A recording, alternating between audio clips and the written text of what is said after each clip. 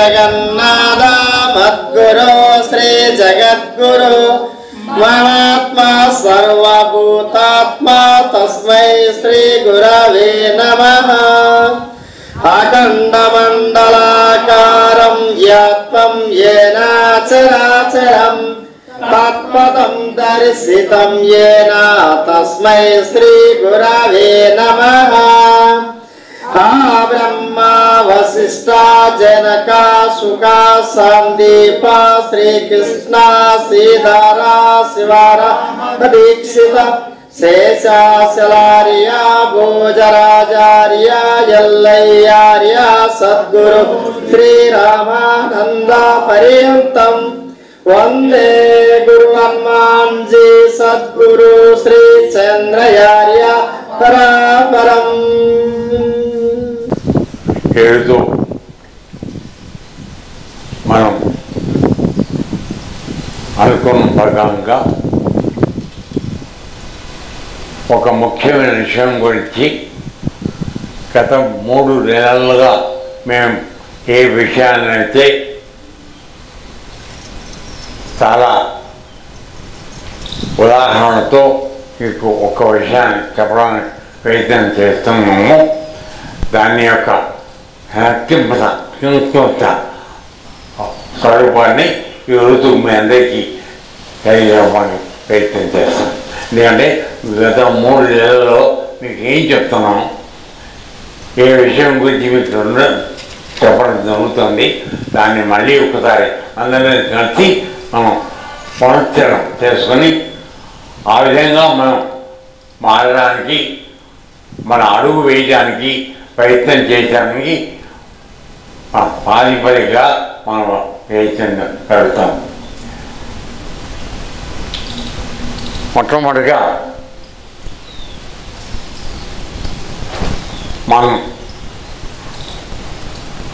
ఈ 84 జన్మలు ఎత్తిన తర్వాత ఈ మానవ జన్మకి వచ్చాం. ఈ విషయాలన్నీ చెప్పడం జరిగింది, కానీ మళ్ళీ చెప్తాను. ఎందుకంటే గట్టిగా మన మనసు ఇది పాదుకోవాలి, అందుకోసం ప్రయత్నించాం.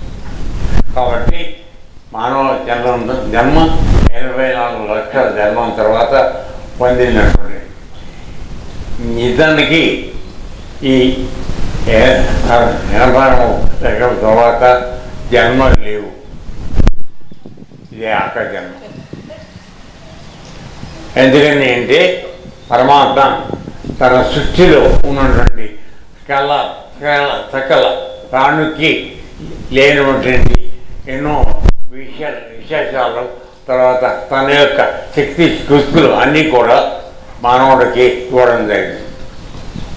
ఎందుకంటే ఆయన ఉద్దేశంలో మానవుడు ఈ జన్మకు వచ్చిన తర్వాత ఈ తన యొక్క ప్రయాణాన్ని, ఈ 84 జన్మల్లో చేసిన ప్రయాణాన్ని ఇంకా ఆపి ఆయన నన్ను చెందాలి, చేరాలి అనే ఉద్దేశంలో మనకి ఆ ఉద్దేశం అన్నీ ఇవ్వడం జరిగింది.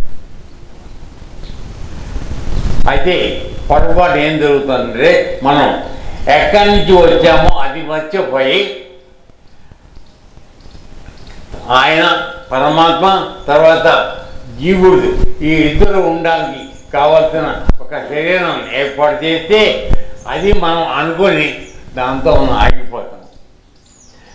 లోపల ఉన్నటువంటి పరమాత్మ అతను నడిపేవాడు, ఆయన ఎవరితో ఉన్నాడో ఆయన గురించి మనం మర్చిపోవడం జరిగింది. ఇప్పుడు ప్రయత్నం ఏం చేస్తామంటే మనం ఎక్కడి నుంచి వచ్చాము, మనం ఎక్కడికి వెళ్ళాలి, ఆ విషయాన్ని తెలుసుకోవడానికి మనం సంక్షిప్తంగా ఆ విషయం గురించి మాట్లాడడం ప్రయత్నించాం. మొట్టమొదటిగా మనందరూ ఈ 84 జన్మలు ఎత్తినప్పుడు గట్టిగా మాట్లాడేటట్టే మొదటగా కొండలు, గడ్డి, చెట్లు, చేమలు, తర్వాత జంతువులు, వీటన్ని జన్మలు వేసుకుంటూ తెలుసుకుంటూ మనం నెమ్మదిగా ఈ శరీరానికి వచ్చాం.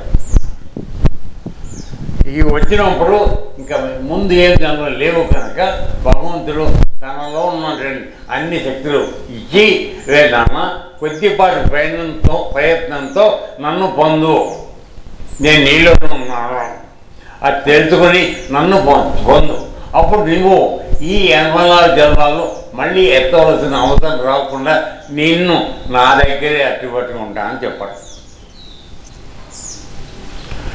అయితే మనం ఆ విషయంగా కొద్దిగా మర్చిపోవడం జరిగింది. ఎందుకని వచ్చి నీ శరీరాన్ని నేను అనుకుని మనం ఆగిపోవడం జరుగుతాం. ఈ పొరపాటు సరిదిద్దుకోవడానికి మనం ఎక్కడి నుంచి వచ్చామో అక్కడ వెళ్ళడానికి ప్రయత్నం చేసేది ఈ ఆధ్యాత్మిక మా మార్గంలో మా గురుదేవుల ద్వారా అందుకే అందరికి అంతమంది ఎంతోమంది యోగులు చేశారు. అది మళ్ళీ గురువు గారు ఆఖరికి చెప్పాడు కాబట్టి ఆయన ద్వారా మనకి ఈ జ్ఞానాన్ని అందించబడుతుంది.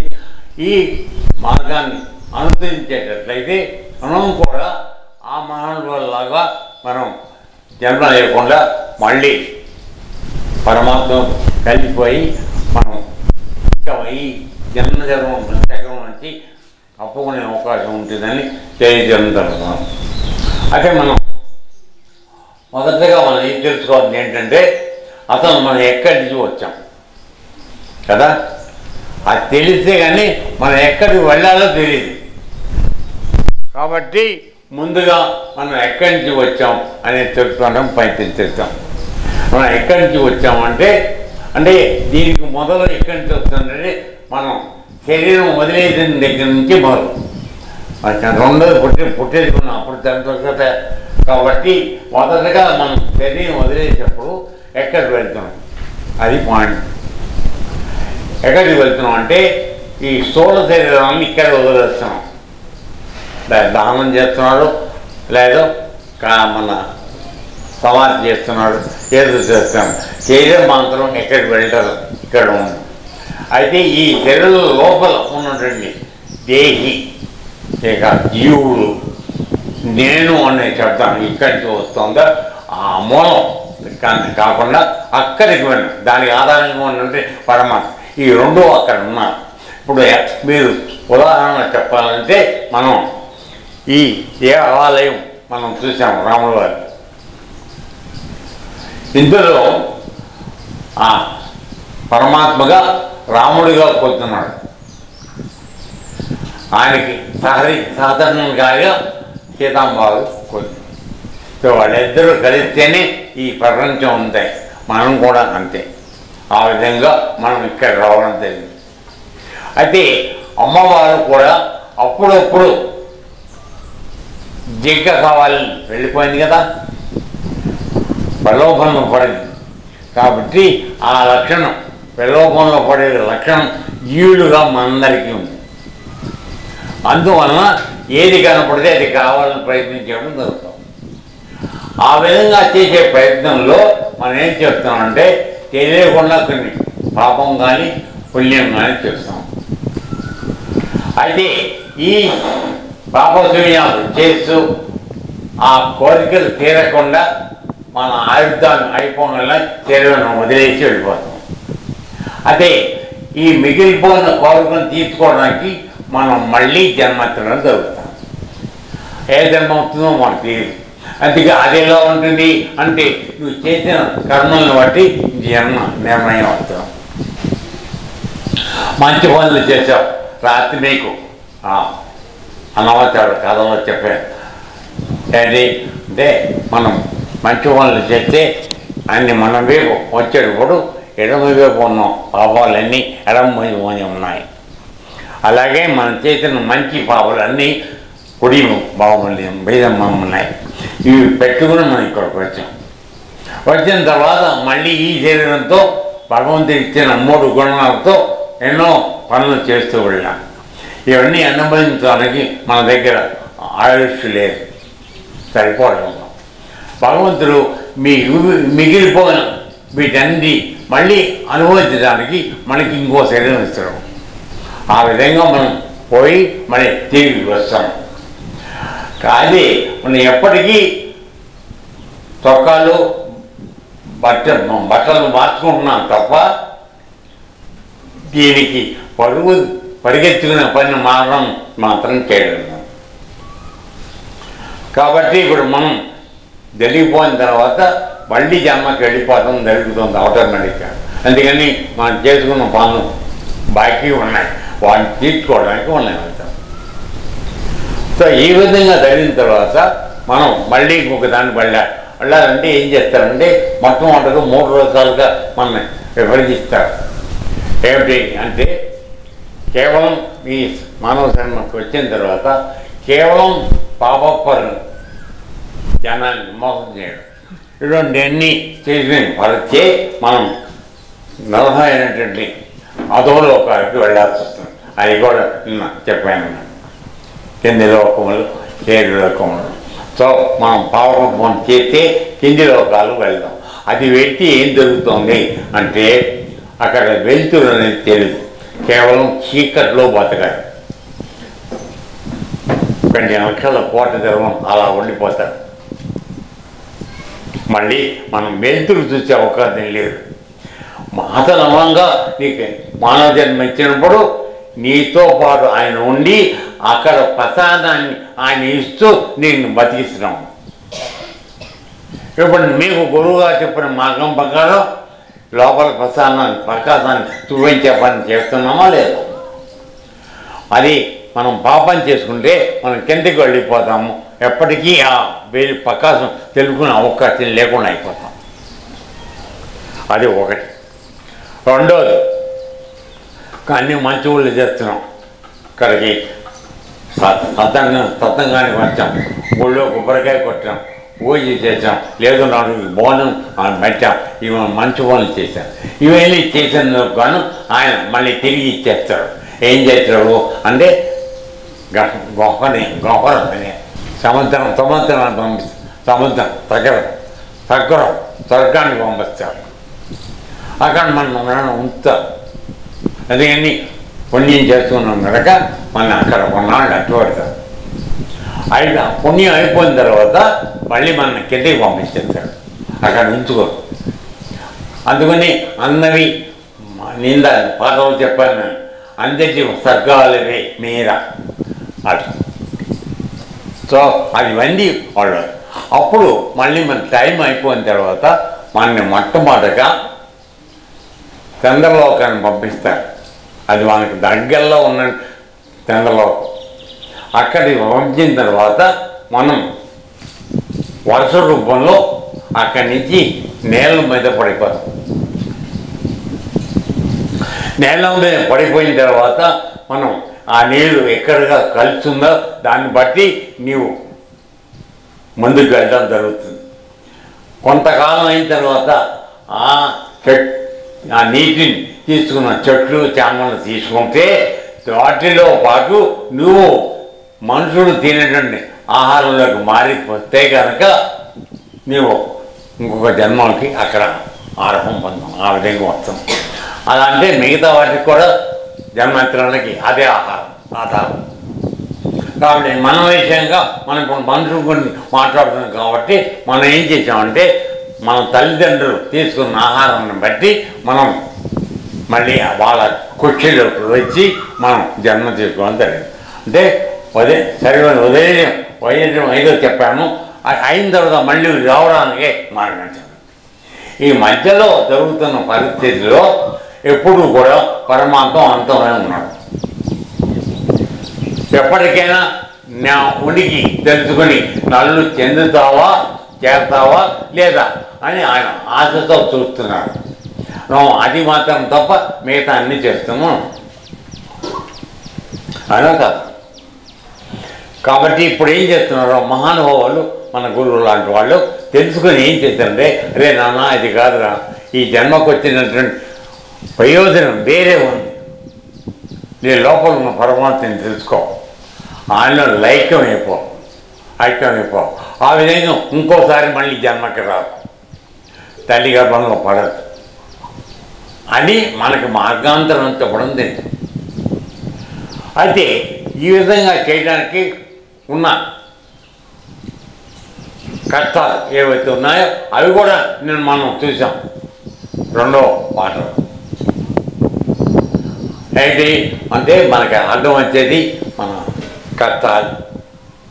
3 సముద్రం ఉన్నాయని చెప్పాను కదా, 3 సముద్రాలు ఉన్నాయని చెప్పాను కదా.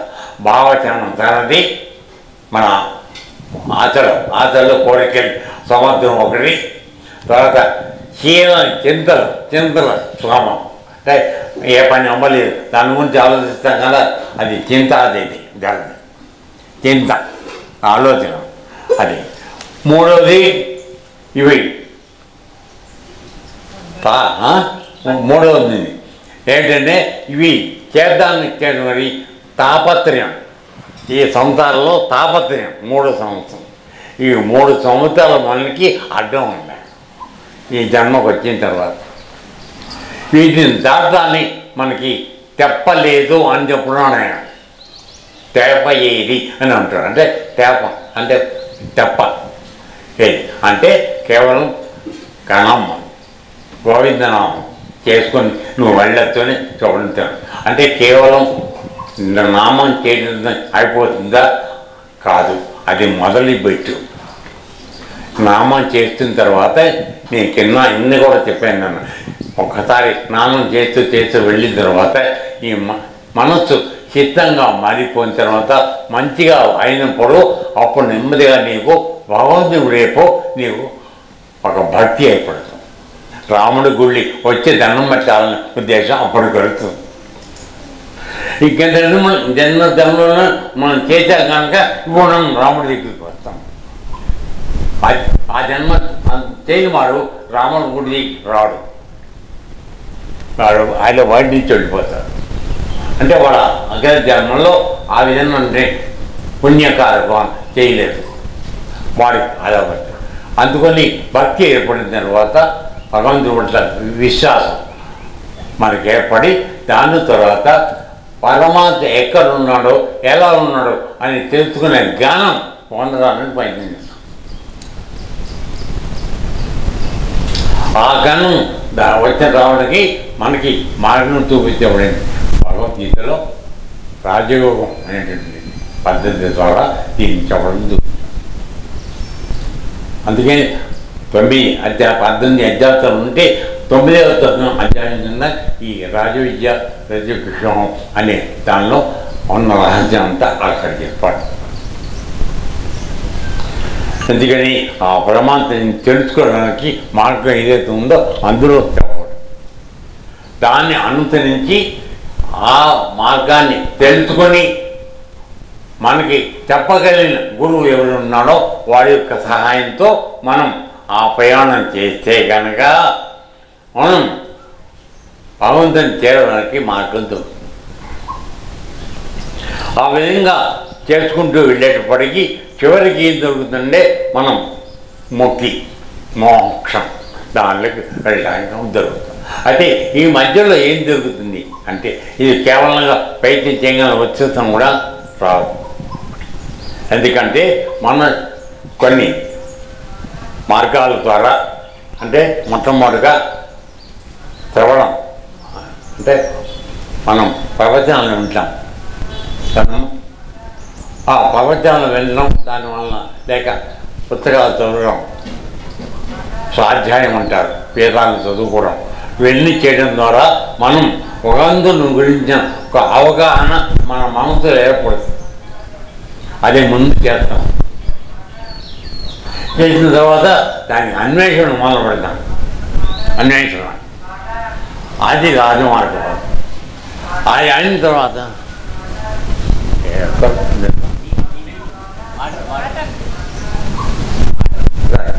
సో ఆ విధంగా ప్రయత్నం చేసిన తర్వాత మనందరం కూడా ఆ మార్గంలోకి వెళ్ళి ఈ చెప్పింది మధ్యాహ్నం చేస్తుంటే మన దిగి వచ్చే అన్నకులు 3 చదువుకున్నా కదా, ఈ 3 అడ్డంకులు చెప్పుకున్నా కదా, 3 అడ్డంకులు 3 సముద్రాలు భయం మనకి అర్థం వస్తున్నాయి కదా, వీటిని దాటే మార్గం చేస్తాం. అయితే అదేంగా ఏం జరిగితే మనకి భగవంతుని గురించిన కలిగిన అవగాహన లేక జ్ఞానం ఏదైతే ఉందో దాన్ని పరోక్ష జ్ఞానం అంటారు. అంటే ఇతరుల ద్వారా మనం ఒక జ్ఞానాన్ని సమాచారం, అది పరోక్ష జ్ఞానం. ఎవరో చెప్తే తెలిసింది మనకి కదా. ఇప్పుడు ఇక్కడే ఉంది మామిడి చెట్టు, ఆ కాయ చూపిస్తారు. నేను మీకు చెప్తాను, అమ్మ అది కోస్తే పండిన తర్వాత పూజ తెల్లగా వస్తుంది, పొల్లగా ఉంటుంది, లేకపోతే తీయగా ఉంటుంది అని చెప్తాను. అది చెప్తే మీకు అనుభవం వస్తుందా, లేక ఆ కాయ కోసి చూసి తింటే మీకు వస్తుందా? ఎప్పుడు వస్తుంది? తిందక్క అంటే. కాబట్టి ఇక్కడ కూడా మనకి మన గురుదేవులు చెప్పేది ఏంటంటే, శాస్త్రంలో మీరు చదువుకున్నాం ఏమో, మామిడి పండు ఎలా ఉంటుంది, ముందు పచ్చిగా ఉంటుంది, తర్వాత పండు వచ్చింది, ఇవన్నీ చదువు. దాన్ని యాక్చువల్గా ఒక గురువు సహాయంతో ఆ కాయను కోసుకుని మనం కోసుకుని తింటే అప్పుడు నీకు తెలుస్తుంది అనుభవం. కాబట్టి ఇప్పుడు భగవద్గీతలో చెప్పేది ఏమిటంటే, పరోక్ష జ్ఞానం అంటే ఇతరుల ద్వారా నువ్వు పొందిన జ్ఞానాన్ని నువ్వు అనుభవపూర్వకంగా నువ్వు తెలుసుకుంటే కానీ అది నిజమైనటువంటి విజ్ఞానం కాదు. దాన్ని అపరోక్ష జ్ఞానం అంటారు. నీకై నువ్వు తెలుసుకున్నావు. ఇప్పుడు మామిడి తిన్నాక తెలుసుకుంది, అది అపరోక్షం. ఎవరు బయట నుంచి చెప్పక్కల పొల్లగా ఉంది, తిన్న నువ్వు చెప్పాలి. ఆ జ్ఞానాన్ని కల్పించేవాడు, విజ్ఞానాన్ని కల్పించేవాడు గురువు. దానికోసం ఏం చేశారు అంటే, అమ్మనాచార్యుడు ఏం చెప్పారంటే, మొట్టమొదటిగా మనం ఈ జ్ఞానాన్ని ఏదో విధంగా తెలుస్తాం. ఒకటి ఇప్పుడు చెప్పిన ప్రవచనాలు, 2 పుణ్యం చేసుకుంటాం. ఏమని? యజ్ఞం చేస్తాం. యజ్ఞం దాని ద్వారా పుణ్యం వస్తుంది. ఆ విధంగా కూడా జ్ఞానం వస్తుంది. భగవంతుడు దానిలో ఉన్నాడు అని చెప్పి చూస్తాం. తర్వాత తపస్సు చేస్తున్నాం. మరి తపస్సు చేయడం మన ఉద్దేశం అంటే కూతుర్ని ఇలా గట్టిగా బిగిసిపోవడం కాదు. దాన్ని అన్న మీకు చెప్పాను, మాల తిప్పడం. మాల తిప్పినే ఉన్నాం, మనసు ఎక్కడుంది? వేరే చోట అన్ని చోట తిరుగుతాం. అప్పుడు అది తపస్సు అన్నది వేస్ట్. అంటే మనకే మనం చేస్తుంటే జరిగే పొరపాటు అవి. కాబట్టి మనకి పరమాత్మకి అడ్డంగా ఉన్నది మన మనస్సు. కాబట్టి ఆ మనస్సుని ఏకాగ్రతం చేసి హనుమంతుడిలాగా నువ్వు కూర్చోగలిగితే మన పరమాత్మ రాముడు నీకు దర్శనం అవుతాడు. ఆ విధంగా చేయకపోతే కనుక మనం ప్రయత్నం మాత్రం చెబుతాం, ఫలితం మాత్రం ఉండాలి. అది కాబట్టి అది చేసినా మనకి పూర్తి లాభం జరగదు. అయిపోయిందా? తర్వాత 3వది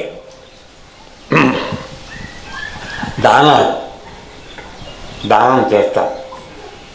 మన దగ్గర మిగిలిపోయిన పడతాం దానంలో కదా. అడుక్కోవడం వచ్చాం, రాత్రి మిగిలిపోయిన అన్నం పడతాం. అది దానం చెప్పండి, ఆలోచించండి. అంటే మేము కూడా చేయొచ్చు.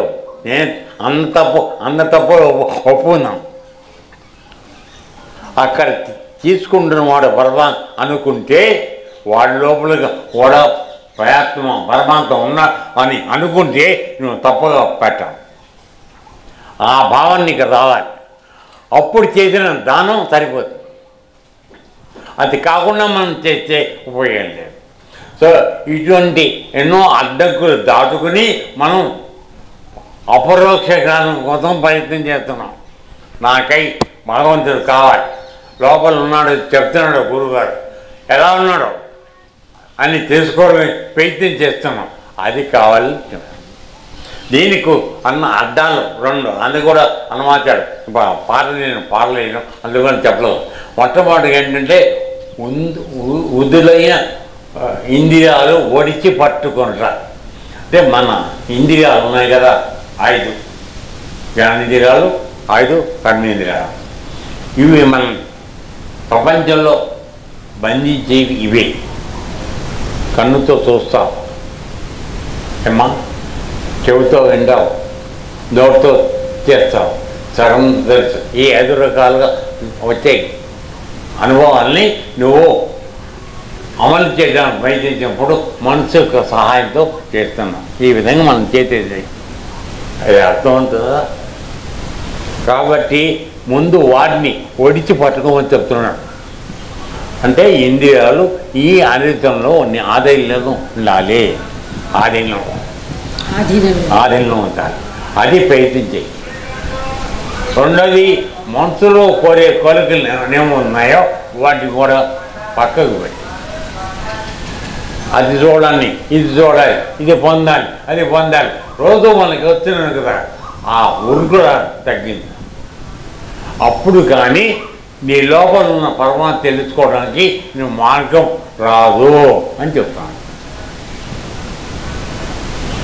సో ఈ విధంగా చేస్తే కనుక మనకు ఉన్న అడ్డంకులు 2 ఇంద్రియాలు మనసు. వీటిని మనం నియంత్రణలో పెట్టి ఉంటే మనం పరమాత్మ పొందడానికి మార్గం సులభం అవుతుంది. సో ఈ విధంగా చేసుకుంటూ వెళ్ళేటట్లయితే మనం ప్రపంచంలో కనపడిన ప్రతి వస్తువు గురించి మనం పరిగెత్తడం మానేస్తే ఆ విధంగా కొత్తవి పొందడానికి ప్రయత్నం చేయడం తగ్గిస్తున్నావా లేదా? పద్ది తీసుకోవాలి, కనపడుతుంది పొందాలి. దానికోసం ఏదో మంచి వచ్చేట పనులు చేయాలి కదా. నేను వేరే కోళ్ళ రోగం ఉందనుకో, కోళ్ళు అది తల్ల చేసి కావాలని అనుకున్నాం. కానీ 20,000కి 25,000 పెడితే కానీ ఏది రాదు. కాబట్టి అంత డబ్బు తక్కువ అయితే నువ్వు వీలైతే ఎక్కడ నుంచి రెత్తేయడం, లేదా దొంగవాది చేయడం, లేదా అబద్ధాలు పడటం, ఏదో 25,000 చేసుకుని ఏసీ తెచ్చుకుని ఇప్పుడు మళ్ళీ ఏసీ తెచ్చుకున్నావు, కూర్చున్నావు, బాగానే ఉంది ఏమన్నాయి. కానీ ఆ చేసిన పాపాన్ని కూడా ఎక్కడ పోతుంది? అది మనతో వస్తుంది. ఇందాక చెప్పాను, మనం శరీరం వదిలేసినప్పుడు మనతో పాటు చేసిన పనులు వస్తాయని చెప్పి కేవలం మనం 5 ఇంద్రియాలతో పంచభూతాలతో కలిపి మనం చేస్తున్న పాప పనులు మంచి పనులు ఏవైతే ఉన్నాయో ఈ 5 ప్లస్ మన మనస్సుతో చేసిన ఈ 6 మాత్రమే మనతో పాటు ప్రయాణం చేస్తారు. ఈ శరీరం ఇక్కడే ఉంటుంది. ఈ జీవుడు ఎవరైతే ఉన్నాడో దేహి అంటాం, వాడు ఈ 6 తీసుకొని నెక్స్ట్ వెన్నమ్మకి వెళ్తాడు. ఇప్పుడు మనం చెప్పే మార్గం ఏంటి? ఈ 6 లేకుండా మనం జన్మ కలగకుండా చేసే పని రహస్యం చెప్తాము. కాబట్టి ఇవి ఎప్పుడైతే నీ వెనకాల లేవో నువ్వు మళ్ళీ జన్మాంత అవసరం అవుతున్నావు. ఇదే రహస్యం. చెప్పేది అర్థమవుతుందమ్మా ఏంటంటే. కాబట్టి ఈ 6 లేకుండా మన నెత్తి మీద లేకుండా చేసుకోవాలంటే మనం కంట్రోల్లో పెట్టాల్సింది ఏమిటంటే ఈ 5 ఇంద్రియాలు ప్లస్ మన మనస్సు, వీటిని అదుపులో పెట్టుకుంటే నువ్వు ఈ వల్ల జరిగే పొరపాట్లు తగ్గిపోతాయి. ఇంకా పాత జన్మల్లో చేసుకుని ఉన్నాయి, అవి విధించడానికి నువ్వు గురువు సహాయం చేస్తావు. నువ్వు చేసే పనులు ఆగామి ఏంటవుతాయి, దాన్ని ముందు గురువు ఆపుతాడు. తప్పు పని చేయొద్దు, అది చెప్ప పని చేయొద్దని చెప్పగానే వాడి కోపం వస్తుంది కదరా. ఏ పని వద్దని చెప్తే కోపం వస్తుంది కదా నీకు. అది ఎందుకని గురువు ఏమో నీకు మంచి మార్గాలను తీసుకెళ్ళాడు, అందుకని పాత పని చేయి తప్పవుతారా చెప్పని చేయొద్దు అని చెప్తాడు, నీకు కోపం. అక్కడ నువ్వు గుడి దగ్గర రావడం మానేస్తావు, అది గొప్పతనం. అవునా కదా. కానీ అది నా కోసం చెప్తాడు, నా మంచి కోసం చెప్పాడు, నేను బాగుపడ్డానని చెప్పాడు, జన్మ లేకుండా చేసుకోండి చెప్పాడు అని నీవు ఎప్పుడైతే నమ్మావో ఆ రోజు నీ మార్గం. కాబట్టి ఇప్పుడు గుర్తుపెట్టుకోండి, కేవలం ఊరి దగ్గరికో గుడికో ఆశ్రమానికో రావడం వల్ల పరిమాణం ఫలితం లేదు. నీవు ఉన్నతో నేను కట్టడి చేసుకున్నావా లేదా అది కావాలి. దానికోసం ప్రయత్నిస్తారు. దానికి ఈ విధంగా చేసేటట్లయితే ఏమవుతుందంటే మనం మళ్ళా గుడి దగ్గరికి వచ్చిన తర్వాత పాపకర్మలు మనం చేయకుండా ఆపదం జరుగుతుంది. కొంతవరకు ఆగేసాం కదా, కొంత దాటాం కదా. ఇప్పుడు పాత జన్మలో చేసేవి మన దగ్గర ఉన్నాయి రెడీగా, ఉదయం మీద అటు ఇటు. వాటిని తొలగించుకోవడానికి నీకు మార్గం, యోగ మార్గం ద్వారా దీన్ని తీసుకెళ్తారు. అంటే సంచిత పాపాలు వాటిని మనం వదిలించడానికి ప్రయత్నించేస్తాం. సో ఆ విధంగా అన్ని విధాలా నిన్ను సాఫీ చేసి శుభ్రపరిచి నువ్వు శుభ్రపరిచి ఆయన దగ్గర వెళ్ళడానికి తీసుకెళ్తాడు. ఇప్పుడు సపోజ్ నువ్వు ఒడి ఉంది అమ్మా, మామూలుగా మంచి బట్టలు కట్టుకుని వచ్చావు, కానీ పంతులు గారు నేను లోపల రాండి. ఎందుకని నువ్వు లోపలికి పరమాత్మ దగ్గరికి వెళ్ళాల్సినంత శుభ్రంగా నువ్వు రాలే. గర్భగుడిలోకి రానివ్వరు కదా అనేది నిలబడమంటారు. ఎందుకని నీకు దగ్గర ఉన్న పరిశుభ్రంగా అది సరిపోదు లోపల వెళ్ళడానికి. కాబట్టి నువ్వు ముందు సంపోషణ నీళ్ళు తల్లి నేను చేసి అంత చేసి అప్పుడు లోపల తీసుకుంటాను. మా మంచి మాటలు కట్టుకొని తీసుకొచ్చుకుంటాం. సో మళ్ళీ ఇక్కడ ఉన్న గుళ్ళోకి అన్ని నిబంధనలు ఉంటే లోపల ఉన్న పరమాత్మ దగ్గర వెళ్ళినప్పుడు ఎన్ని ఉండాలి ఆలోచించండి. ఒక్కసారి ఊళ్ళో మాట్లాడుకోవద్దు. ఎందుకు ఎంతో శుభ్రంగా ఉండాలి. వచ్చి గుడి దగ్గర కూర్చుని రోజు అబద్ధాలే అప్పులు ఏమవుతుంది వచ్చింది ఇక్కడికి, కానీ చేసే పని మనందరం చేస్తుంది తప్పది. మేము మొన్న కూడా కలుపుని చెప్తున్నాం, కాదే అది తప్పని నేను తెలుసుకున్నా నీకు చెప్తాను అంతే.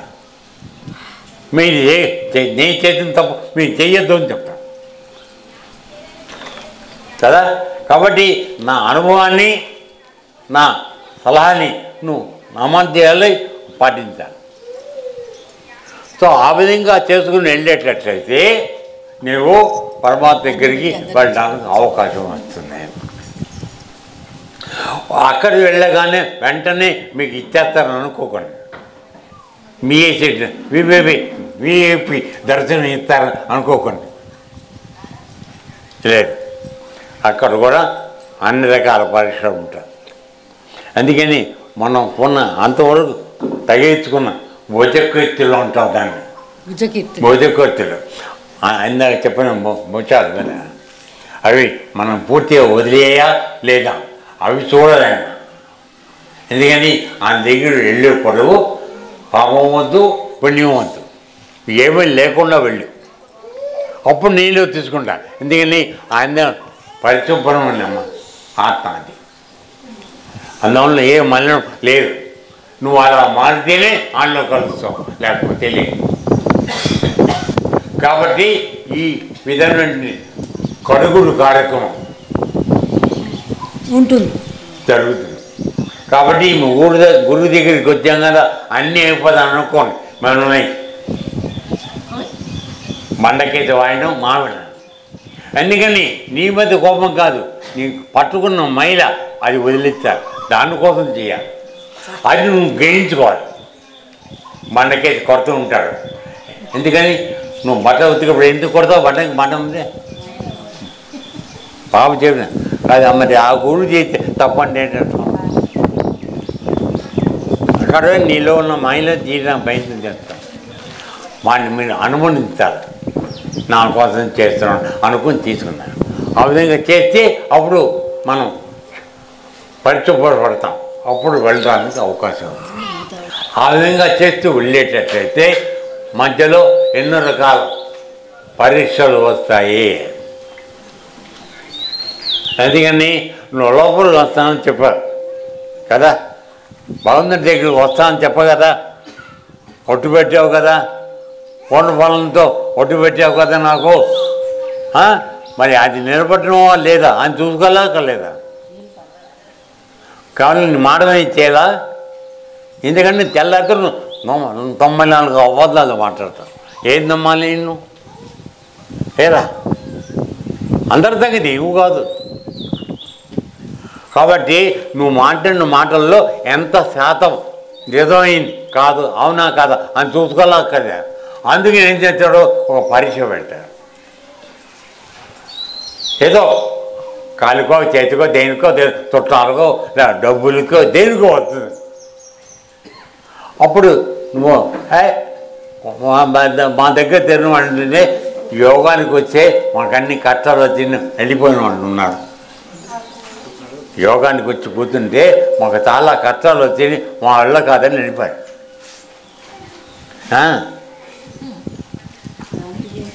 అది గురువు పెట్టే పరీక్షని నాకు తెలిసి వాడు చెప్తే అర్థం కాదు. ఇటువంటి పరీక్షలు ఖచ్చితంగా మనందరికీ వస్తాయి. ఎందుకనంటే మనం ప్రాంతాల దగ్గరికి బంగారం అమ్మడానికి వెళ్తే రేట్లు అయితే చూస్తాడు కదా, మరి మన మాట నమ్మకం లేదు వాడికి. వాడు రాయబట్టి ఎందుకు గుచ్చుకుంటాడు? మంచి బంగారం అని తీసుకెళ్ళి గీసి చూస్తాడు కదా. అది కూడా మరి ఆయన దగ్గర బంగారం ప్యూర్ గోల్డ్ వెళ్దాం అనుకున్నాండి, నేను చూసుకోలే వద్దా? అక్కడ కూడా అబద్ధం ఆడతాను కదా నేను ప్యూర్. సో ఈ విధంగా మన పరీక్షలు జరుగుతుంది. ఉదాహరణ చెప్తాం. హనుమాచార్య సినిమా చూసారు కదా, హనుమాచార్య సినిమా చేతులు ఎత్తిన సినిమాలు చూసారా? హనుమాచార్య సినిమా చూసారు. మీరు చూడలేదా? హనుమాచార్య చూసారు? చూడలేదా? అన్యాయం. సరే వదిలేద్దాం. ఆయన బాగా వెంకటేశ్వర స్వామి పాటలు పాడుతున్నాడు. రాజుగారు చూశాడు, సన్మానం చేశాడు, కొట్టుబెట్టి పాట పాడించాడు. అంతా చేసిన తర్వాత డబ్బులు ఇచ్చాడు బ్రహ్మాండంగా. ఇద్దరు పెళ్ళారు నాకు అని అన్నమాచార్య. ఇద్దరు పెళ్ళారు. ఇద్దరు దేవుడు పళ్ళెం పట్టుకున్నాను, బంగారు పళ్ళెం తీసుకుని లోపలి తీసుకెళ్ళారు. ఇక తగిలించుకుని వంగిపోతుంది. సరే అయింది. తర్వాత రాజుగారి పళ్ళానికి కోరిక వచ్చింది. ఏంటంటే వాడు ఎంతసేపు వెంకటేశ్వర పాటలు పాడుతున్నాడు, నువ్వు ఇంత మర్యాద చేసావు, వాడు నీ పేరు మీద పాడాలి, అంత డబ్బు ఇచ్చాం కాబట్టి విలువ కట్టింది ఆవిడ. కట్టి వాడి చేత నీ మీద పడవాడు అని. మధ్యాహ్నం రాత్రిపూట పడుకుంటే వచ్చి లేపుకెళ్ళారు వాడు. ఎందుకంటే పెళ్ళామని చెప్పింది రాత్రి పడింది, రేపుకి తీసుకెళ్ళిపోయారు. ఇప్పుడు వాడు మాకు నా గురించి పాడు. నేను ఈ నోటితో భగవంతుడిని తప్ప ఎవరిని ప్రార్థన చేయను, నేను నీకు చేయను అంటాడు. నేను రాజుని చెప్పిన మాట ఏంటంటాడు, నేను చేయను అంటాడు. నేను ధిక్కరిస్తాను అంటాడు. నేను శిక్షిస్తాను, నేను ఇష్టం చేసుకున్నాను. తీసుకెళ్ళి గొలుసు వేసి వాయించడం మొదలెట్టారు కదా. ఉతకడం మొదలుపెట్టారు. ఇది ఎవరు చేశారు? వెంకటేశ్వర స్వామి పరీక్ష చేసింది. మాకు అర్థం కాదా? అర్థమైందా? దెబ్బలు వీడి తిన్నాడు. బంగారం ఎవరు తీసుకున్నాడు? మన్నా ఎవరు తీసుకున్నాడు? వాళ్ళే. దెబ్బలు ఎవరు ఉన్నాయి?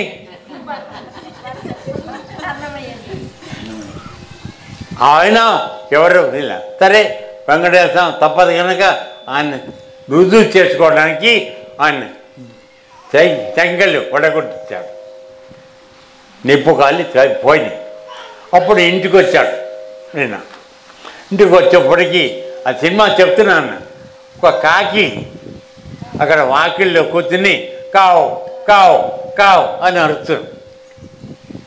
వినానమ్మా, ఓమ్మా విను. నేను చూడలేదన్నావు కదా, అందుకని చెప్తాను. సినిమా చూడు. కావు కావు అని అడుగుతాను. వాడు చూస్తాడు, దానిలో ఉన్న సందేహం అర్థం,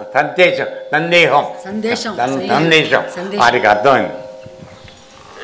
అప్పుడు లోపలికి వచ్చిన తర్వాత భార్య ఇద్దరికి చెప్తాడు. వాటి కాకి కావు కావు అని చెప్తుంది. అంటే మీరు తెచ్చుకున్న ఈ బంగారం తొమ్ములు ఇవి కావు, కావాల్సింది పరమాత్మకి నీ మనస్సు, అది చెయ్యాలి, అంతేగాని ఇది కాదు అని చెప్తాడు. అప్పుడు అంటే వాళ్ళు బుద్ధి వల్ల కలవాళ్ళు కనుక ఇప్పుడు ఎవరు చేయరు, అది వేరే సంగతి. వాళ్ళు ఏం చేశారంటే ఇమీడియట్గా ఆ బంగారాన్ని అందరికి ఇచ్చేశారు. వాళ్ళు అందరిని పిలిచి అందరికి ఇచ్చేశారు, ఉంచుకోలే. ఇప్పుడు మనం చేయలేము అతన్ని, ఇప్పుడు చేయగలమా? పోతే నువ్వు కూడా మా కొద్ది కదా. సో ఇక్కడ పాయింట్ ఏంటంటే ఎన్ని రకాలుగా భగవంతుని తెలుసుకోవాలని మనం ప్రయత్నం చేస్తున్నామో అంతేకన్నా ఎక్కువగా మన ప్రయత్నం పరీక్షలు జరుగుతూ ఉంటాయి. నువ్వు దానికి నిలబడినప్పుడు మాత్రమే ఆయన యొక్క దర్శనం లేక ఈ మోక్షం మనకి దొరికే అవకాశం. కాబట్టి ఈ విషయాల్ని మీకు తెలియపరచడానికి ఈ 3 సార్లు వచ్చి మేము చెప్పిన ప్రయత్నం అది, దానిలో సారం అది తరదు. ఇకపోతే కిందసారి ఒక ఆయన వచ్చాడు, జన్మరాహిత్యం గురించి మాట్లాడి వెళ్ళిపోడు, లేటుగా వచ్చానని చెప్పాడు. కానీ ఈరోజు ముందుకు కూడా రాలేదు. మాట మరి చెప్పనండి, నాకు కథలు వద్దు, ఇల్లు పెద్ద మనిషి అని చెప్పొద్దు. ఒక విషయాన్ని నమ్ముకుంటే తను రావాలి. నీ నిజాయితీ భగవంతుడు చూసేది అదే. ఊరికే రావడం ఇక్కడ ఇతకాయించడం అయినా సరే ఇప్పుడు చెప్తాను. మనం ఈ విధంగా వెళ్తున్నాం కదా. తర్వాత మనం ఇందాక చెప్పాడు, ఏం చెప్పాను, మనం ఎక్కడ వెళుతున్నామో అది కదా ముఖ్యం అని చెప్పాను.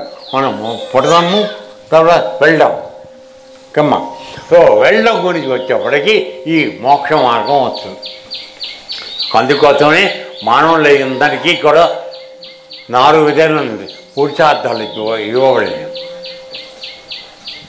ధామ, అర్థ, కామ, మోక్ష. అలాగా అర్థం ఏంటంటే ధర్మాన్ని ఎట్టి పరిస్థితిలో విడిచిపెట్టకుండా, కనుగొండ చోట్ల అబద్ధం ఆడకుండా, అర్థమైనా కనుగొండ చోట్లలో అబద్ధం ఆడకుండా ధర్మంగా ఉండడం. ఆ విధంగా నువ్వు నీ కోరికలు తీర్చుకో, ధర్మయుతమైన కోరికలు తీర్చుకో, డబ్బు సంపాదించుకో, కుటుంబం కోసం చేయి, నీ పిల్లల కోసం చేయి, అంతేగాని జనాన్ని మోసం చేయడానికి కాదు. తర్వాత అర్థం, తర్వాత కామం, భార్యతో ఉండి నీ ద్వారా నీ వంశాన్ని అభివృద్ధి చేసుకోవడానికి సంతానాన్ని కొడు, అది నువ్వు ఒప్పుకుంటానని భగవద్గీత రూమాన్ని చెప్పాడు. అంతేగాని ఎక్కడ పడితే అక్కడ చిత్తకారు కుక్కల్లాగా చేయొద్దని చెప్తున్నాను. నేను మూతగా మాట అని అనుకోకండి, మగవాళ్ళు చేసిన తప్పు పని అది. సో ఆ విధంగా చేస్తే అంటే ఈ 4 విధాలుగా చేస్తే 4వది ఏదైతే మోక్షం అది నేను ఇస్తానని చెప్తాను. నువ్వు ఈ మార్గంలో వస్తే ఈ 3 చేస్తూ నువ్వు నా మార్గంలో వస్తే నీకు 4వదైన మోక్షం నేను ఇస్తానని చెప్పాడు. మరి మనం చేయడానికి అవకాశం ఉందా లేదా? ధర్మం విడిచిపెట్టకుండా, అదే మర్చిపోకండి దయచేసి. నీ ఏ పని చేసినా అందులో ధర్మం ఉండాలి, శాస్త్రవిహితం అయి ఉండాలి. అటువంటి దాన్ని చేయాలి. అప్పుడు చేస్తూ నువ్వు కోరికలు తీర్చుకో, అలాగే డబ్బు సంపాదించు, ఆ ధర్మం వదిలిపెట్టుకున్నా. ఆ విధంగా చేస్తే నీకు 4వదైన మెట్టు నీకు అందిస్తాను అని చెప్తాను. అలా ఎవరన్నా పొరపాటును 1,00,000 మందిలో 1,00,00,000 మందిలో ఒకళ్ళు చేస్తే అది కూడా భగవంతుడిని చూపాడు. 1,00,00,000 మంది ఉంటే వాళ్ళు ఒక్కడు మాత్రమే అతను భగవంతుడి గురించి ఆలోచన కలిగి ఉంటాడు. అటువంటి వాళ్ళు 1,00,00,000 మంది చేస్తే వాళ్ళు ఒకడు నన్ను తెలుసుకోవడానికి ప్రయత్నం చేస్తాడు. అటువంటి వాళ్ళు 1,00,00,000 మంది, అందులో ఒక్కడే సక్సెస్ అవుతాడు. అటువంటి వాళ్ళు ఇంకో 1,00,00,000 మంది చేస్తే అందులో ఒకడు మాత్రమే నా యొక్క స్వరూపాన్ని పొందుతున్నాడు అని చెప్పాడు. ఇప్పుడు ఈ మాట చెప్పంగానే అదంతా మన వల్ల కాదు కానీ మానేద్దామని అనుకోకండి. ఆ పొడివాడు ఎందుకు కాకూడదు? నువ్వు ఎందుకు కాకూడదు? అప్పటిదాకా పెరుగుతూ ఉంటాం కదా. చెయ్యి, ప్రయత్నం చెయ్యి. ఏమ్మా మేము ఇంట్లో వంట చేస్తున్నాం కదా, చేస్తావు కదా. గిన్నె అన్నం మారిపోయింది, ఏదో లేదు పక్కావిడితో మాట్లాడితే పోయింది. సీరియల్ చూస్తున్నావు, ఏదో సరిపోతుంది చూస్తున్నావు, కాలిపోయింది, అన్నం మాడిపోయింది. సరే పక్కన పెట్టి ఇంకొకరినే పెడతావా లేదా? లేదా మానేస్తావా? ఇవాటికి వంట లేదు మనం కదా. కాబట్టి ఇప్పుడు భగవంతుడి దగ్గర ఒకసారి మనకి దొరకకపోతే మళ్ళీ అన్నం ఎలా వండుకుంటామో అలాగే మళ్ళీ ప్రయత్నం చేయి. విడిచిపెట్టావు, పట్టుకున్న నమ్మకాన్ని విడిచిపెట్టాకు. ముఖ్యంగా ఒక గురువు దగ్గరికి వచ్చిన తర్వాత గురువును కూడా మోసం చేయదు.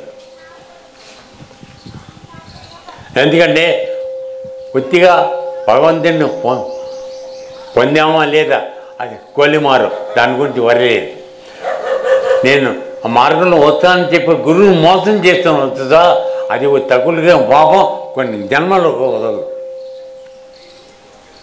ఇక్కడ అందరూ అనుకున్నానంటే నా అబద్ధాలు చెప్పి నడిపేద్దామని అనుకున్నాడు. తప్పు. అది కనపడదు. ఆ దెబ్బ కొట్టేదని కొన్ని తరాల వరకు పాడైపోతాడు. నేను గురి చరిత్ర చూసుకోండి, కథ ఉంది ఏదన్నా. సరే ఇవన్నీ ఏవీ లేవు. మనం నిజంగా రాముడు గారి సాక్షిగా మనం మంచి చేద్దాం, మంచి మార్గం ఉందామని అనుకున్నాం. ఇది జరిగితే ఏం జరుగుతుందంటే మన దగ్గర పాపపుణ్యం 2 లేకుండా మనం క్లీన్ అకౌంట్ ఉంటే కనుక అప్పుడు మనం ఆ దగ్గర తీసుకెళ్ళాలి. అక్కడ కూడా మోక్షం గురించి చెప్తున్నాను. సజ్జన మీ ఫ్రెండ్ వస్తే చెప్పు. ఇందులో 4 రకాలు ఉన్నాయి. పరమాత్మ దగ్గర వెళ్ళినప్పుడు లంగాన్ని ఇచ్చే 4 చోట్ల అట్టు పెడతారు. మేడం చెప్పండి.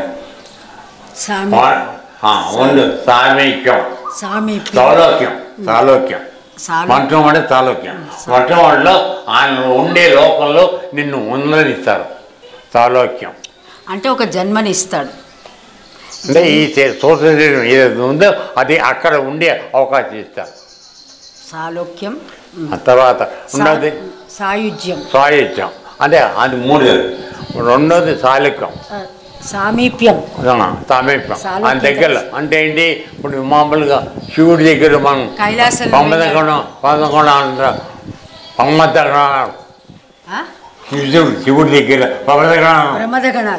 వాళ్ళు కొడుతూ ఉంటారు కదా, వాళ్ళందరూ వాళ్ళ దగ్గర నుండి చేస్తున్నారు. పోస్టర్ ఇస్తారు. తర్వాత సారూప్యం అంటే సాయుధ్యం, ఆ దగ్గర ఉండిపోయే పరిస్థితి ఇస్తారు.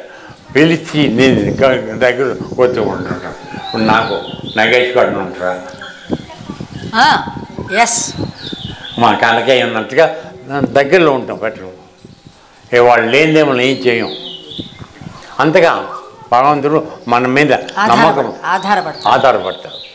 అది తర్వాత అందులో కలిపి సారూప్యం, తర్వాత ఆ రూపం పొందే ఒకటి. ఈ అన్నీ అయిన తర్వాత తేడా అంటే మోక్షాలలో తేడా, మోక్షాలలో తేడా అన్నిటినీ ఊరికే కలిపి మోక్షం అంటారు. అందరం సినిమాకి వెళ్ళాము, ఉదాహరణ చెప్పండి. ఎందుకంటే సినిమా హాల్కి వెళ్ళాము కదా, అంటే సినిమాకి వెళ్ళాం కదా, నువ్వేమో డబ్బులు లేవు కనుక నేల టికెట్ కొనుక్కున్నావు పావలేదు. ఆవిడ 19 ఆవిడ బల్ల రూపాయి. అమ్మా లే వింటున్నారు నువ్వు సినిమా చూడు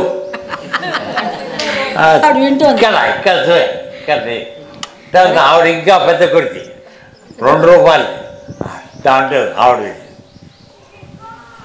చాలా అయిపోయింది. సోఫా మన సత్యనారాయణమూర్తి గారు రెడ్డి గారు ఇప్పుడు ఇచ్చాడు, వీళ్ళందరూ సోఫాలు ఎక్కారు అని 5 రూపాయలు టికెట్. హిమాద్రి గారు హిమాద్రి కుర్చీనా సోఫా కాదు. టైం ఉంది.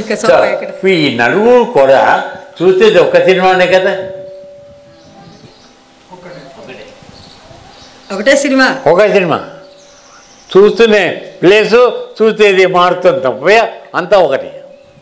ఆ విధంగా అందరూ పరమాత్మ దగ్గరికి మోక్షానికి వెళ్ళినా 4 టికెట్లు ఉన్నాయి. నేల టికెట్, బెంచ్ టికెట్, బాల్కనీ. నువ్వు ముందుగా దేవుదాన్ని వెళ్తే చాలు మనకి కదా. వెళ్ళండి. అంటే అది వెళ్ళడమే ముఖ్యం. నీ సహాయం గురువు చేసే సహాయం నేను లోపల తోడగాను.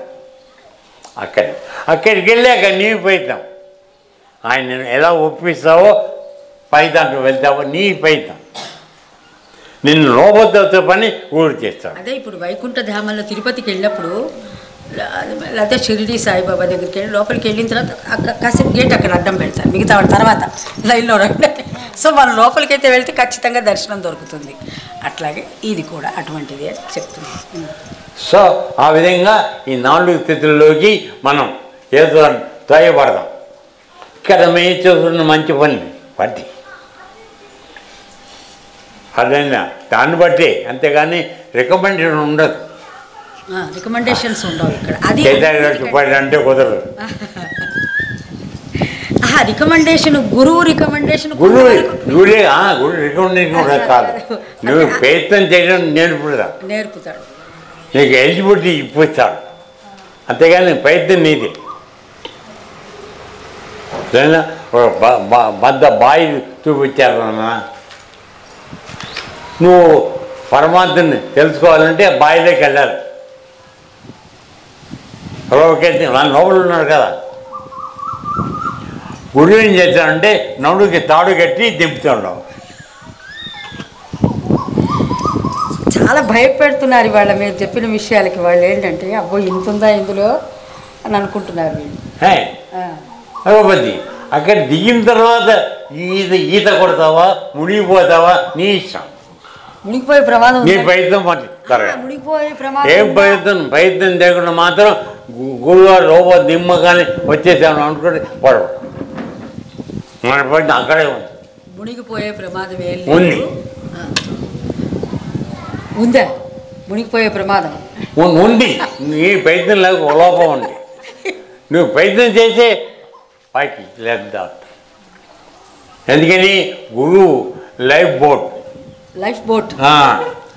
ఇచ్చేయి పంపిస్తాడయ్యా. అది వేసుకుంటే మనం మునగం, అది ఉంది. ఎందుకంటే మా గురువు గారు చెప్పేవారు ఏంటంటే కాలికొక గుండు తలకో బెండు, మార్గంకి వస్తే ఇది ఉన్న రహస్యం. కాలికొక గుండు అంటే మన ప్రపంచంలో ఉన్న మన కష్టాలు అన్నీ, రోజు కష్టాలు, అవి కాళ్ళు పట్టుకుని లాగుతూ ఉంటాయి. పిల్లలు ఆస్తులు పిల్లలు అన్నీ లాగుతూ ఉంటాయి. అందరికీ ఉన్నాయి, ఎవరికి కాదు. దానిలో ఉన్నావా నువ్వు ఆ గుండుతో పాటు లోపలికి వెళ్ళిపోవడం కాదు. నా గురు మార్గం దొరికింది. నెత్తి మీద ఒక బెండు పెట్టాడు, చేపలను పడతాం కదా బెండు, అది చేప పట్టుకోగానే టక్కునే తెలుస్తుంది కదా. సో ఆ బెండు గురువు లేపుతాడు. దాన్ని ఉపయోగిస్తే పైకి లేచి మునకేయకుండా గాలి వేసుక. ఇప్పుడు నీ ఇష్టం చెప్పు, నువ్వు బెండు కావాలా గుండు కావాలా? గుండు ఆల్రెడీ ఉంది, దాని పైతో ఒకలా. సో గురువుని నమ్ముకుని బెండు పట్టించుకున్నావా లేదా? అది ఎక్కడుంది? పైన. కింద లేదు, కింద ఉంటుంది. తెరా కనకయ్య బండి నీకు చూస్తున్నావా?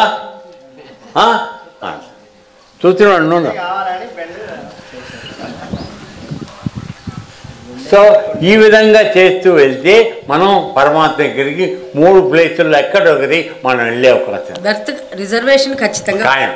రిజర్వేషన్ అంటే ఆర్ఏసి అంటే రిజర్వేషన్ అగ్రిమెంట్ కన్ఫర్మేషన్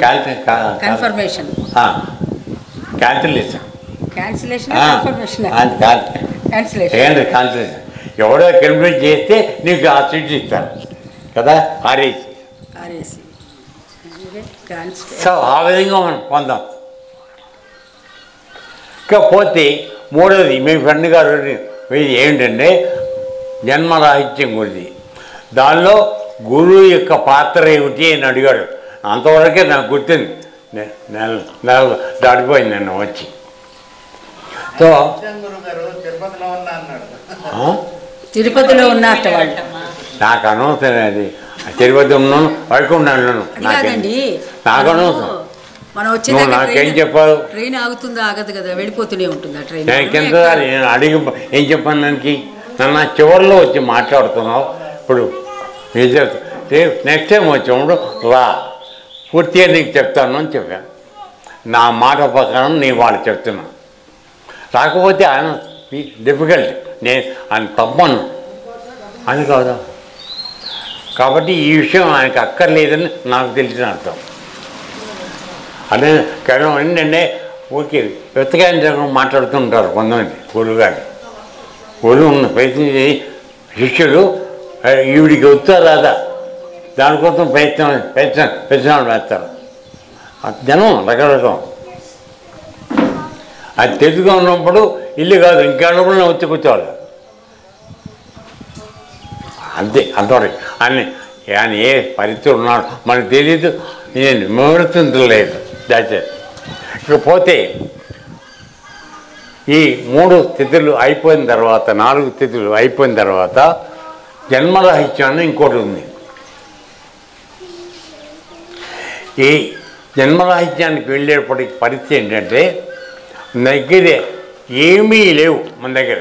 ఈ మొదటి 4 మోక్షంలో మార్గాల్లో మన దగ్గర కొద్దిపాటి కింద జన్మలు కొన్ని ఉండొచ్చు పూర్తిగానే. దాని అవతరాన్ని బట్టి కానీ లేక నీ వలన ప్రపంచానికి మంచి జరగడానికి కానీ పరమాత్మ నిన్ను మళ్ళీ పంపించి నీ చేత సేవ చేయించే అవకాశం ఉంది. ఇప్పుడు సపోజ్ మీకు ఉదాహరణ, రమణ భగవాన్ గారు సుబ్రహ్మణ్య స్వామి యొక్క అవతారంగా చెప్తారు. రమణ భగవాను సుబ్రహ్మణ్య స్వామి యొక్క అవతారం. ఆయన చెప్పుకున్నాడు అవుతారు. అలా నిన్ను కూడా ఒక ఉన్నత వెళ్ళిన తర్వాత నీ అవతారాన్ని బట్టి ఈ దుర్గానగర్లో చెప్పడానికి పంపించేస్తాం. అదే ప్రతిసారి కృష్ణమూర్తి రాడు, కృష్ణ పరమాత్మ రాడు, ఆయన ఏజెంట్ని ఏమన్నా పంపిస్తారు. అలా ఈ 4 స్టేజ్ల్లో ఉన్న వాళ్ళని వాళ్ళ సర్వీసెస్ వాడుకునే అవకాశం ఉంది. అయితే మరి వాళ్ళు ఒకసారి శరీరం తీసుకున్న తర్వాత వాడికి ఏదో కారణం ఉండాలిగా శరీరం వదిలేయడం. ఆ విధంగా వాళ్ళు వెళ్ళిపోతారు. ఇలా రమణ పరమాన్ కార్బంకల్ రక్తపూర్ణం రమణ పరమాత్మ కోతి రామకృష్ణ పరమహంసకి అంటే శరీరం వదిలేయడానికి ఒక కారణం కావాలి. ఆ విధంగా వాళ్ళు వెళ్ళిపోతారు. ఇంకా వాళ్ళకి కావాల్సింది అత్యంత ముఖ్యమైనది ఏంటంటే జన్మరాహిత్యం. దీనికి వచ్చేప్పుడు ఏంటంటే ఈ పాత తాలూకు ఏమీ లేవు, అంటే పాత బాకీ ఏమి లేవు. పరిపూర్ణమైన శుద్ధి జరిగింది. వాడిని తీసుకెళ్ళి ఆయనలో కలుపుకున్నాను. నీకు ఉనికి లేదు, నువ్వు అదిగా మారిపోతావు, చైతన్యంలో మారిపోతావు. కాబట్టి నువ్వు మళ్ళీ మారే అవసరం లేదు. అయితే మన అనుమానం అవుతుంది, మనకి పరమాత్మ మనకి రూపం తీసుకుని వస్తాడు కదా అని అనుకోవచ్చు. దాని నుంచి ఏ భావన రావచ్చు, ఆయనే రావాలి, వెళ్ళి మనమే రావాలి రూల్ లేదు. మనం ఒకసారి ఆయనలోకి కలిసిపోయిన తర్వాత అది మొత్తం ఒక చైతన్యం అయిపోయింది. ఆ చైతన్యంలో ఉండిపోతుంది. అందులో ఏ భావన వచ్చి మళ్ళీ రూపం తీసుకోవచ్చు. లేదు ఈ నలుగురు ఉన్నారు కదా వీళ్ళు బాకీ ఉన్నవాడు, వాళ్ళని పంపించి చేసేవాడు. ఆ విధంగా తెలుగు వస్తుంది. అయితే ఈ రెండు మార్గాలకి అత్యంత ముఖ్యమైన వాడు గురువు. ఎందుకంటే నువ్వు భగవద్గీతలో చదివినట్లయితే 8వ అధ్యాయంలో చెప్పిన దానిలో ఉన్న ఏంటంటే, నీవు ఎవరైతే యోగ మార్గం ద్వారా ప్రాణాన్ని ఉత్కమని ప్రాణం పోయేటప్పుడు నీవు ఈ యొక్క ప్రాణాన్ని పూర్తముఖంగా చేసి ఈ భూమూర్తిలో నిలిపి 13 ఓకే. సో దానిలో చెప్పండి, నువ్వు ఎవరైతే యోగ మార్గం ద్వారా ప్రాణాన్ని పైకి తీసుకొచ్చి భూమధ్యంలో పెట్టి ప్రాణం వదిలేసినాడో వాడు నన్ను పొందుతున్నాడు అని చెప్పాడు. అది ఈ చెప్పిన మొదటి 4కి అప్పటిపోతుంది. ఓకే, ఇక్కడ జన్మరహస్యం మాట్లాడడం కదా, దాన్ని మళ్ళీ 8వ శ్లోకంలో దానిలో మళ్ళీ చెప్పండి, నీవు ఎవడైతే యోగ మార్గం ద్వారా భూమధ్యం కాకుండా మూర్త స్థానంలో సహస్రారంలో తన యొక్క ప్రాణాన్ని నిలబెట్టి ఓంకారం చేస్తూ ప్రాణాన్ని వదిలేసాడో వాడిని స్వరూపాన్ని పొందాడు. అది జన్మరాజ్యం. రహస్యం ఏం దాన్ని అన్ని క్లియర్గా చెప్పాడు. దాన్ని తెలుసుకోలేకపోతున్నాం, విప్పి చెప్పేవాడు లేదు. వచ్చిన దానికే చాలా సంతోషపడి వీలైతే మన యొక్క ఆచరణ పెట్టుకోవడం. 4 రోజులు ఆచరణ ఉంటే చాలు, పెట్టాపత్యం పట్టుకుని సెపరేట్గా ఆచరణ ఆ పరిస్థితి వెళ్ళిపోతున్నాను. తొందరగా కావాలి, ఫాస్ట్ వెళ్ళి దానికి వెళ్ళిపోతాను. ఎవడు నిలబడి దాన్ని చేసుకునే అవసరం లేదు. మరి అనుకుంటాం గురువుని మోసం చేశాను, కానీ గోతులు పడింది నువ్వే. దయచేసి నమ్మండి. సో ఇప్పుడు అది మాట. ఇప్పుడు నేను చెప్పినంటే మనం ఎక్కడ మొదలు పెట్టాం తల్లి, మన జన్మ ఏమా ఇందాక మాట్లాడాను కదా, మీరు వింటున్నారు, చాలా పెద్దగా అనుకున్నాం. నేను మనం ఎక్కడి ఆగిపోతున్నాం చెప్పాను కదా. సో ఇది మేము ఈ మా జర్నీ లేక ప్రస్థానం ఏదో ఉందో దాని గురించి మీకు గత 2 సార్లుగా చెప్పడం జరుగుతుంది. వివిధమైన కారణాలు, వివిధమైన ఉపమానాలు ఉదాహరణతో ఈ విషయాన్ని మీకు చెప్పడం జరుగుతుంది. ఇప్పుడు ఇంత వివరంగా మీకు చెప్పిన తర్వాత ఇప్పటికి కూడా ఈ మార్గం వద్దామా వద్దా నిర్ణయం నీది. ఎందుకంటే 700 శ్లోకాలు భగవద్గీత చెప్పిన తర్వాత రెడ్డి గారు విను చెప్పిన తర్వాత కృష్ణుడు అర్జునుడికి చెప్పాడు. ఏం చెప్పమ్మా, యథేచ్ఛసి తథా కురు. నీ ఇష్టం వచ్చినట్టు చేయవయ్యా, నేను చెప్పాను, వింటే విను, వినకపోతే నీ ఇష్టం, నీకు ఎట్లా నచ్చితే అదే చెయ్యి. ఏం చేస్తాడు, చెప్పి చెప్పి చెప్పి చెప్పి ప్రశ్నలు అడుగుతూనే ఉన్నాడు, చెప్తూనే ఉన్నాడు, ప్రశ్నలు అడుగుతూనే 700 శ్లోకాలు వివరించి గుణాల గురించి, వర్ణాల గురించి రకరకాలుగా చెప్పాడు. లాస్ట్కి ఆయన కాస్త కొద్దిగా విసుగు వచ్చింది అర్జునుడికి. విసుగంటే విసుగు కాదు, ఆయన నీ ఇష్టం వచ్చినట్టు చెయ్యవయ్యా. ఎందుకంటే గురువు చెప్తూనే ఉంటే అటు పోకురా అంటే అటే పోతాం మనం కదా. పోతే ఏమవుతుంది, అది కదా ప్రశ్న. సో లాస్ట్కి ఏమంటాడు, నీ ఇష్టం వచ్చినట్టు చేయ. ఆ పిల్లల్ని అలాగే కదా, వాడు ఎంతకీ వినలేదనుకో, వాడికి ఏ ఆట బొమ్మ కావాలో అదే ఇచ్చి కూర్చుంటాం మనం కూడా. అలాగే కృష్ణుడు కూడా నీకు అది నచ్చుతుందా అనిపిస్తే నేను నాకు ఓపిక ఉన్నంత వరకు నీకు చెప్పాను నాయన, అయినా సరే నీ బుర్రకెక్కలేదనుకో, యథేచ్ఛసి తథా కురు, నీకు ఏ విధంగా ఇష్టం కలుగుతుందో అలా చెయ్యి అన్నాడు. అప్పుడు అర్జునుడు అమ్మమ్మమ్మమ్మ అట్లా కాదు, మళ్ళీ నాకు బుద్ధించింది, నువ్వు చెప్పినట్టు చేస్తానని యుద్ధం తెచ్చాడు. కాబట్టి మీరు కూడా నేను చెప్పిన తర్వాత విని మేము అంతా యుద్ధం చేస్తాం అంటే రండి ముందుకి, తర్వాత మీ ఇష్టం. ఓకే, ఇతర సర్వం మాట్లాడవచ్చు.